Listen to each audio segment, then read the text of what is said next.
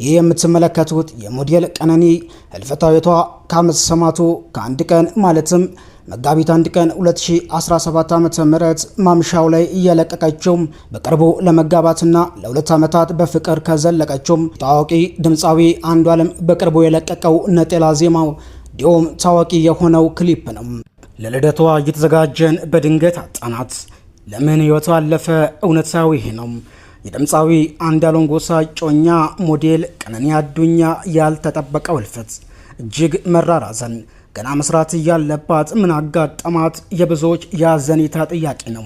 ልደቷን ልታከብር ስትጠባበቅ ይህን ያለው ደግሞ ታዋቂው የፎቶ ባለሙያ ነው። የድምፃዊው ማናጀር ሌሊሳ እንድሪስ ለቢቢሲ አፋን ኦሮሞ እንደተናገረውም ቀነኒ ከ5ኛ ፎቅ በመውደቋ ህይወቷ አልፏል። በቦሌ አራብሳ ከነበረችበት መኖሪያ ቤቷ እንደወደቀች እየተገለጸም ሲሆን ፖሊስ በአሁኑ ሰዓት ገዳዩን እያጣራ ይገኛል። ድምፃዊ አንዷለም ጎሳ ምርመራ እንዲደረግበት በፖሊስ ወደ ጣቢያ ተወስዷል። በርካቶች እጅግ መራር ሐዘናቸውን በአሁን ላይ እየገለጹ ነው። በተመሳሳይ ብዛት ያላቸው የማህበራዊ ሚዲያ ተጠቃሚዎች ጉዳዩን በቀላሉ እንደማይመለከቱት እሷ ትላንት ንጹህ ዛሬ ግን የሰው እጅ ያለበት ህልፈተ ህይወት ለምን ተሰማ?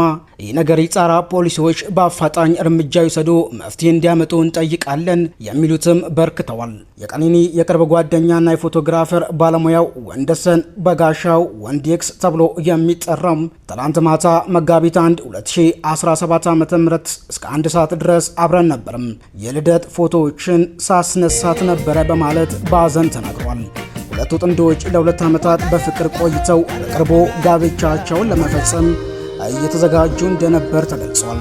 ይህ አሳዛኝ ክስተት የበርካታ ሰዎችን ልብ የሰበረ ሲሆን ሁሉ አዲስ ሚዲያ ለቤተሰቦቿና ለወዳጆቿ መጽናናትን ይመኛል።